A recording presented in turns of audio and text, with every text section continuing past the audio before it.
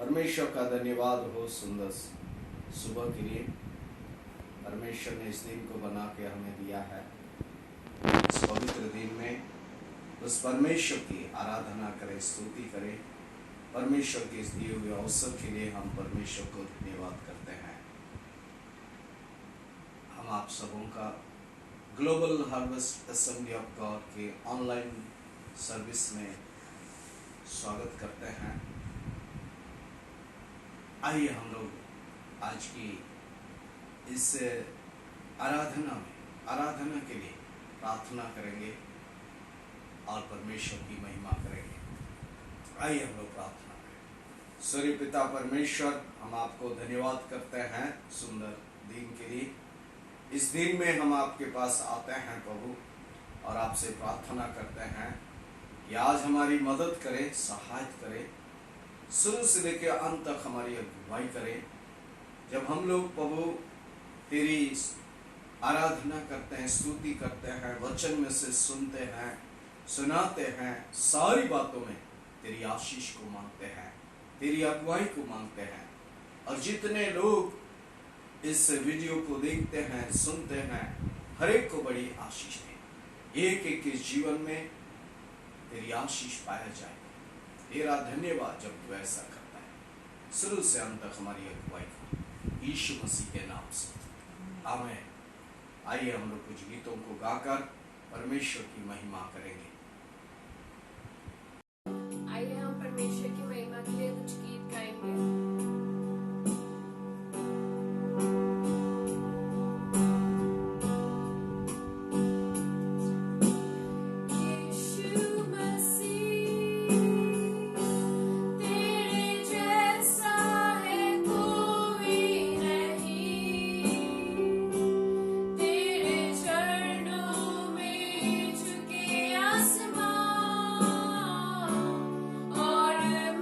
महिमा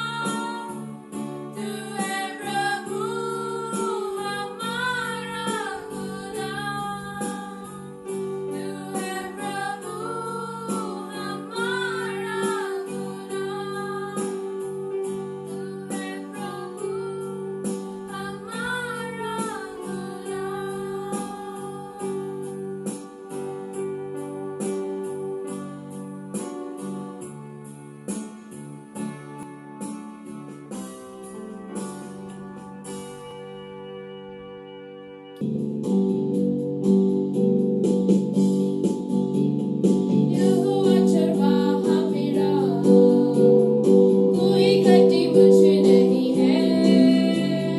हरी चराइयों में मुझे से चराता वो है।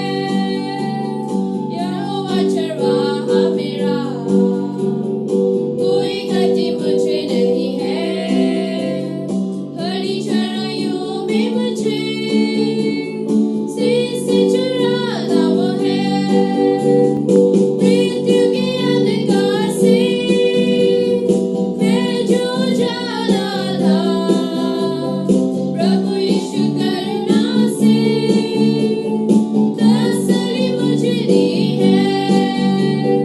मृत्यु के अंधकार से मैं जो जाता था, प्रभु यीशु करुणा से तसल्ली मुझे दी है। यहोवा चरवाहा मेरा, कोई घटी मुझे नहीं है। हरी चराइयों में मुझे से चराता वो है। शत्रुओं के सामने बीच को बिछाता है। प्रभु ने जो तैयार की, मन मेरा मगन है। शत्रुओं के सामने बीच को बिछाता है। प्रभु ने जो तैयार की, मन मेरा मगन है। यहोवा चरवाहा मेरा, कोई घटी मुझे नहीं है। हरी चराइयों में मुझे से चराता वो है। सिर पर वो तेल मला है, अभिषेक मुझे किया है। दिल मेरा भर गया है और ऊपर भी रहा है। सिर पर वो तेल मला है, अभिषेक मुझे किया है। दिल मेरा भर गया है और ऊपर भी रहा है। यहोवा चरवाहा मेरा, कोई घटी मुझे नहीं है। हरी चराइयों में मुझे से चराता वो है। यहोवा चरवाहा मेरा, कोई घटी मुझे नहीं है। हरी चराइयों में मुझे से चराता वो है। यहोवा चरवाहा मेरा, कोई घटी मुझे नहीं है। हरी चराइयों में मुझे से चराता वो है। परमेश्वर का धन्यवाद हो सुंदर दिन के लिए, इस समय के लिए हम परमेश्वर को धन्यवाद करते हैं। इन दिनों में हम लोग मत्ती रचित सुसमाचार का अध्ययन कर रहे हैं और पिछले सप्ताह हम लोगों ने मत्ती रचित सुसमाचार के 15 अध्याय को देखा और आज हम लोग उसके 16वां अध्याय को देखेंगे। मत्ती रचित सुसमाचार chapter 16, gospel of Matthew chapter 16 और उसके जो है 5 से लेकर के 12 पद तक हम लोग पढ़ेंगे और उसमें देखेंगे कि कैसे जो है यीशु मसीह अपने चेलों को एक मसीह जीवन के बारे में सिखाते हैं। आज का हमारा विषय है एक अच्छा मसीह जीवन, ए गुड क्रिश्चियन लाइफ। कैसे हम एक अच्छा मसीह जीवन को बिताएं। यहाँ पर यीशु मसीह अपने चेलों को कुछ शिक्षाओं को इस 16वां अध्याय में देते हैं जो मसीह जीवन के लिए बहुत ही आवश्यक है और एक अच्छा मसीह जीवन जीने के लिए हमारी ये शिक्षाएं हमारी मदद करते हैं। आइए हम लोग सबसे पहले देखेंगे और उसके 5 से लेकर 12 पद तक। पढ़िए। चेले झील के उस पार पहुंचे, पर वे रोटी लेना भूल गए थे। यीशु ने उनसे कहा, देखो, फरीसियों और सदूकियों के खमीर से सावधान रहना। वे आपस में विचार करने लगे, हम रोटी नहीं लाए, इसलिए वह ऐसा कहता है। यह जानकर यीशु ने उनसे कहा, हे अल्पविश्वासियों, तुम आपस में क्यों विचार करते हो कि हमारे पास रोटी नहीं है? क्या तुम अब तक नहीं समझे? क्या तुम्हें उन 5,000 की 5 रोटियां स्मरण नहीं, और न यह कि तुमने कितनी टोकरियां उठाई थी, और न उन 4,000 की 7 रोटियां, और न यह कि तुमने कितने टोकरे उठाए थे? तुम क्यों नहीं समझते कि मैंने तुमसे रोटियों के विषय में नहीं कहा, परंतु यह कि तुम फरीसियों और सदूकियों के खमीर से सावधान रहना। तब उनकी समझ में आया कि उसने रोटी के खमीर से नहीं, पर फरीसियों और सदूकियों की शिक्षा से सावधान रहने को कहा था। एक मसीह जीवन को, एक अच्छा मसीह जीवन को हमें गलत शिक्षाओं से सावधान रहने की जरूरत है। जैसे कि मैंने बताया कि जो है आज का मेरा विषय है एक अच्छा मसीह जीवन, ए गुड क्रिश्चियन लाइफ। इस गुड क्रिश्चियन लाइफ के लिए सबसे पहला चीज जो है वह है beware of teaching of false teachers। यहां पर यीशु मसीह अपने चेलों को फरीसी और सदूकियों की शिक्षाओं से सावधान रहने के लिए कहते हैं।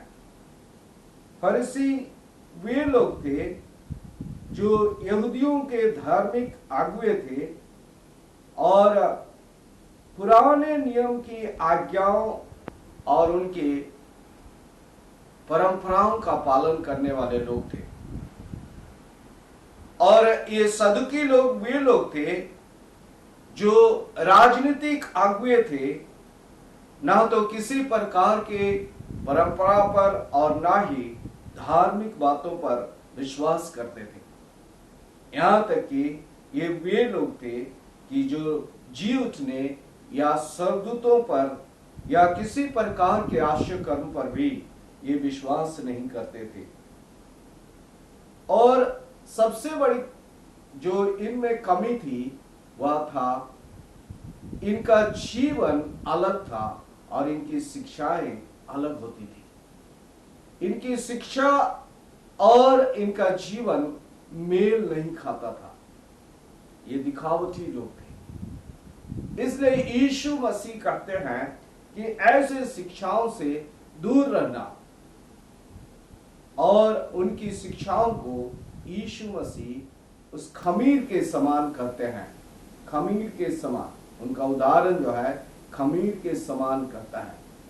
खमीर थोड़ा सा होता है, लेकिन ये खमीर ये पूरा गूंथे हुए आटा में अगर मिला दिया जाए तो पूरा आटा को जो है ये खमीरी बना देता है। अर्थात छोटी सी झूठी शिक्षा पूरे जीवन को बर्बाद कर देता है। इसलिए यीशु मसीह इनकी इन शिक्षाओं से सावधान रहने को कहता है। मेरे प्यारों, आज भी हमारे चारों तरफ बहुत सी झूठी शिक्षाएं हैं। इसलिए हमको और आपको उन झूठी शिक्षाओं से सावधान रहने के लिए बाइबल सिखाती है। मेरे प्यारों, हमको और आपको इन झूठी शिक्षाओं से दूर रहना है, अलग रहना है, इनसे सावधान रहना है। तभी हम अपने मसीह जीवन को सच्चाई के साथ जी सकते हैं। मसीह जीवन का आधार हमारा परमेश्वर का वचन होने पाए, न किसी मनुष्य की शिक्षा। परमेश्वर हमें आशीष दे जब हम लोग इस झूठी शिक्षा से सावधान रहते हैं। दूसरी बात, जब हम लोग 13 से लेकर के 20 पद तक पढ़ते हैं इस अध्याय के, वहां पर यीशु मसीह अपने स्वीकार करने या अंगीकार करने के बारे में कहता है। अगर हम लोग उसके 13 से लेकर 20 पद तक पढ़ते हैं, आइए हम लोग पढ़े 13 से लेकर 20 पद तक। यीशु कैसरिया फिलिपी के प्रदेश में आया और अपने चेलों से पूछने लगा, लोग मनुष्य के पुत्र को क्या कहते हैं? उन्होंने कहा, कुछ तो यूहन्ना बपतिस्मा देने वाला कहते हैं, और कुछ एलिया, और कुछ यिर्मयाह या भविष्यवक्ताओं में से कोई एक कहते हैं। उसने उनसे कहा, परंतु तुम मुझे क्या कहते हो? शमौन पतरस ने उत्तर दिया, तू जीवते परमेश्वर का पुत्र मसीह है। यीशु ने उसको उत्तर दिया, हे शमौन, योना के पुत्र, तू धन्य है, क्योंकि मांस और लहू ने नहीं, परंतु मेरे पिता ने जो स्वर्ग में है यह बात तुझ पर प्रकट की है। और मैं भी तुझसे कहता हूँ कि तू पतरस है, और मैं इस पत्थर पर अपनी कलीसिया बनाऊंगा, और अधोलोक के फाटक उस पर प्रबल ना होंगे। मैं तुझे स्वर्ग के राज की कुंजियां दूंगा, और जो कुछ तू पृथ्वी पर बांधेगा वह स्वर्ग में बंधेगा, और जो कुछ तू पृथ्वी पर खोलेगा वह स्वर्ग में खुलेगा। तब उसने चेलों को चिताया कि किसी से न कहना कि मैं मसीह हूँ। परमेश्वर का धन्यवाद हो। पहली बात हम लोगों ने देखा एक अच्छा मसीह जीवन के लिए कि झूठी शिक्षाओं से सावधान रहना। दूसरी बात हम लोग देखते हैं कि यीशु मसीह को परमेश्वर का पुत्र कहकर जो मसीह है अंगीकार करना, मसीह को स्वीकार करना, यीशु मसीह को प्रभु करके स्वीकार करना। और ये एक दिन नहीं बल्कि हर दिन हर समय ये स्वीकार करने की जरूरत है। और यीशु मसीह जब अपने चेलों से पूछ रहे थे कि तुम मुझे क्या कहते हो, तो पतरस कहता है कि तू परमेश्वर का पुत्र यीशु मसीह है। तुरंत यीशु मसीह कहते हैं कि यह किसी शरीर या मनुष्य ने या शरीर या लहू ने या किसी मनुष्य ने इस बात को प्रकट नहीं किया, बल्कि स्वयं परमेश्वर ने उस पर यह प्रकट किया है। मेरे प्यारों, यीशु मसीह को प्रभु करके ग्रहण करना यह किसी मनुष्य की क्रिया नहीं, यह किसी शरीर या लहू की द्वारा नहीं, बल्कि यह परमेश्वर की ओर से है या स्वर्ग की ओर से है। और इसलिए यीशु मसीह कहता है, अपने पतरस को कहता है कि जो है तू धन्य है, अर्थात यीशु मसीह को प्रभु करके स्वीकार करना धन्य है। It is a blessing. और फिर कहते हैं आगे यीशु मसीह आगे कहते हैं कि जो है on this confession I will build my church, अर्थात यीशु मसीह कहते हैं पतरस, तेरी इस स्वीकार करने पर, तेरी इस कन्फेशन पर, तेरी इस अंगीकार पर मैं अपनी कलीसिया को, यीशु मसीह कहता है कि बनाऊंगा। अर्थात वह कलीसिया सिरे का, यीशु मसीह सिरे का पत्थर है, यीशु मसीह उस कलीसिया का सिर है, यीशु मसीह उस कलीसिया का देह है। इसलिए इस कलीसिया के द्वारा यीशु मसीह की महिमा होने की जरूरत है। कलीसिया यीशु मसीह की महिमा करता है। और उसके बाद कहता है कि जो है इसमें लिखा है कि नरक के फाटक उस पर प्रबल नहीं होंगे, अधोलोक के फाटक उस पर प्रबल नहीं होंगे। अर्थात कि जो पावर ऑफ डार्कनेस, अर्थात शैतान का शक्ति, the power of the world, पाप की शक्ति, the power of the authority of the earthly kingdom, अर्थात पृथ्वी के किसी भी राज्य की शक्ति इस कलीसिया पर प्रबल नहीं, न शैतान का, न पाप का, न किसी राज की शक्ति इस कलीसिया पर प्रबल। तो इसका परमेश्वर का धन्यवाद हो। और उसके बाद कहता है कि मैं तुम्हें स्वर्ग की कुंजियां, स्वर्ग के राज की कुंजियां दूंगा। यीशु मसीह यहाँ पर अपने चेलों को अधिकार देने की बात करता है। कहता है जो कुछ तुम इस पृथ्वी पर बांधोगे स्वर्ग में बंधेगा, और जो कुछ तुम इस पृथ्वी पर खोलोगे स्वर्ग में खुलेगा। अर्थात यीशु मसीह ने क्रूस पर बलिदान के द्वारा इन कामों को पूरा कर दिया कि जो कुछ हम इस पृथ्वी पर बांधेंगे ऑलरेडी स्वर्ग में बांधा गया है, और जो कुछ हम पृथ्वी पर खोलेंगे वो स्वर्ग में खोला गया है। उसके उस क्रूस पर मृत्यु ने इस बात को, इस अधिकार को पूरा कर दिया है। इसलिए अब हम जब यीशु मसीह के नाम से जो कुछ हम इस अधिकार को के द्वारा कहते हैं, जो है अधिकार स्थापित होता है। परमेश्वर का धन्यवाद हो इस बड़े अधिकार के यीशु मसीह पर विश्वास करने से उनके चेलों को यानी हमको और आपको मिलता है। हम लोगों ने देखा जो एक अच्छा मसीह जीवन झूठी शिक्षाओं से सावधान रहना। दूसरी बात हम लोगों ने देखा कि जो है एक अच्छा मसीह जीवन यीशु मसीह को अंगीकार का जीवन है।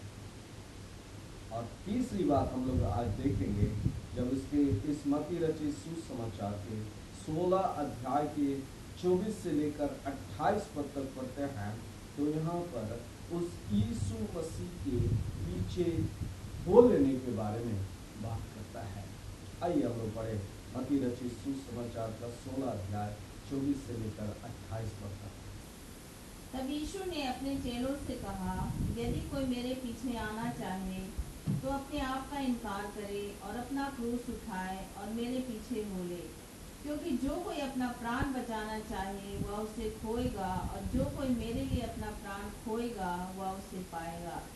यदि मनुष्य सारे जगत को प्राप्त करे और अपने प्राण की हानि उठाए तो उसे क्या लाभ होगा? या मनुष्य अपने प्राण के बदले क्या देगा? मनुष्य का पुत्र अपने स्वर्गदूतों के साथ अपने पिता की महिमा में आएगा, और उस समय वह हर एक को उसके कामों के अनुसार प्रतिफल देगा।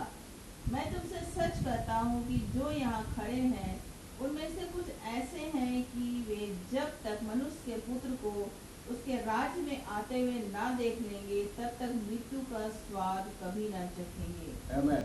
परमेश्वर का धन्यवाद हो। हम लोग देखते हैं यीशु मसीह के पीछे चलने का क्या अर्थ है।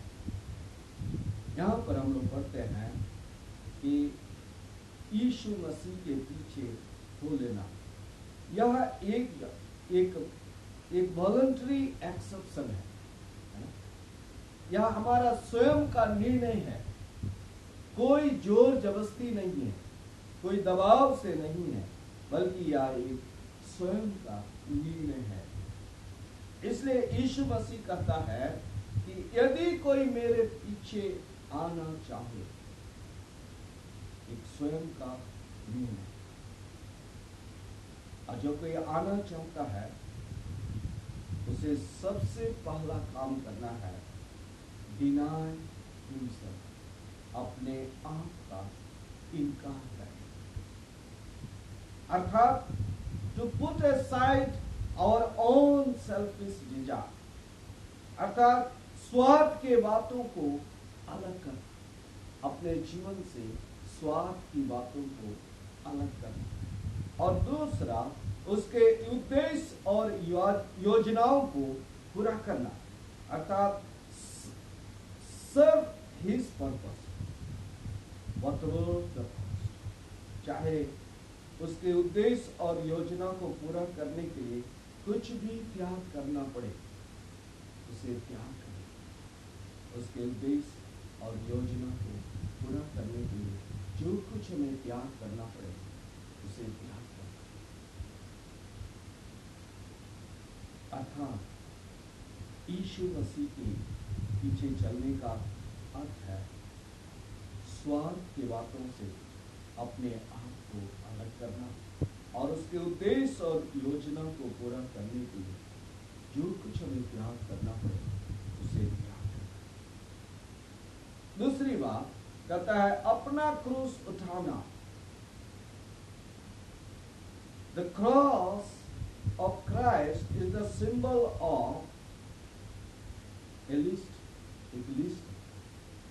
एक सिंबल, इसका जो प्रतीक है, जो मसीह का क्रूस का जो है एक प्रतीक है। बहुत सारी बातों, कई चीजों का जो है प्रतीक है। इसमें मैं पढ़ रहा था तो कई चीजों के प्रतीक के बारे में, सिंबल के बारे में बात करता है। जैसे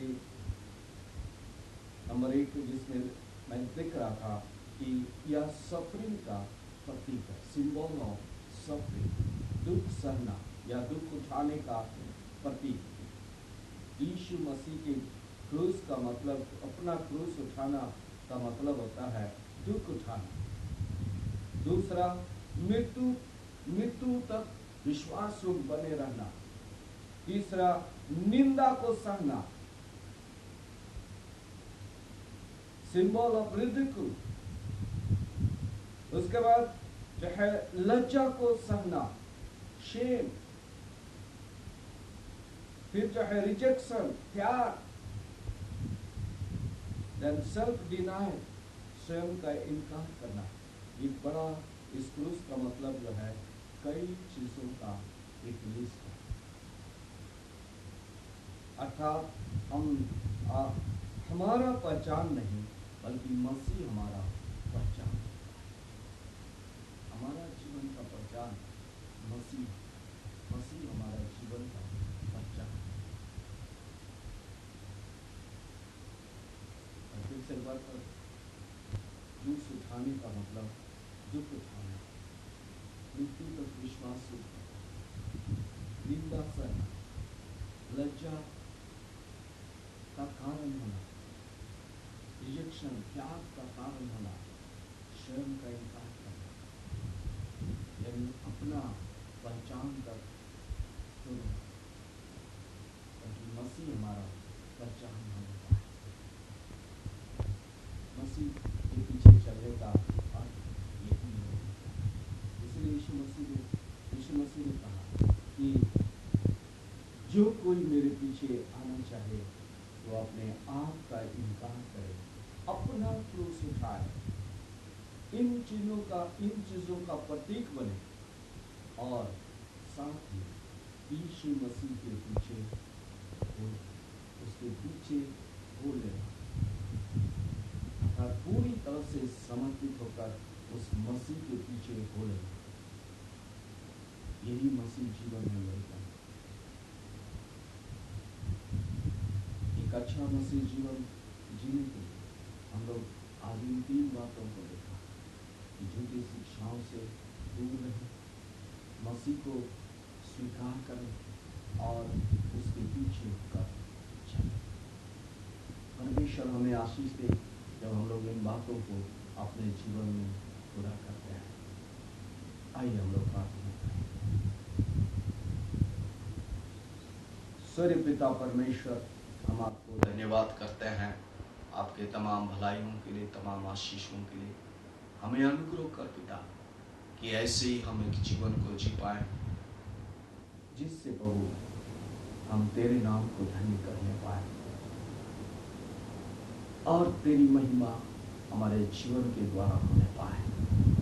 एक सुंदर मसीह जीवन जीने के लिए आप हमारी सहायता करें। जो दुख से तो भरा है, लेकिन अंत में प्रभु तेरा वचन करता है जब तू उस पिता के महिमा में आएगा तो उन सारे लोगों के जो इस प्रकार के जीवन को इस पृथ्वी पर जीते हैं, तो उन सब के लिए तेरे पास में एक बड़ा प्रतिफल है। परमेश्वर, हम धन्यवाद करते हैं कि तू अपने लोगों को इस सुंदर जीवन को जीने के लिए मदद कर, ताकि संसार के लोग जाने कि हम मसीह के लोग हैं, हम मसीह के हैं, हम उसके पीछे चलने वाले लोग हैं, हम उसके संग में रहने वाले लोग हैं, हम उसके साथ साथ चलने वाले लोग हैं और हमारा प्रतिफल स्वर्ग में बड़ा है। हम धन्यवाद करते हैं जब इन बातों को आप हमें सिखाते हैं और इनमें चलने के लिए हम सबकी मदद करते हैं। तेरा धन्यवाद हो, यीशु मसीह के नाम से मांगते हैं पिता, आमीन। प्रभु हम सबों को आशीष दे, आमीन।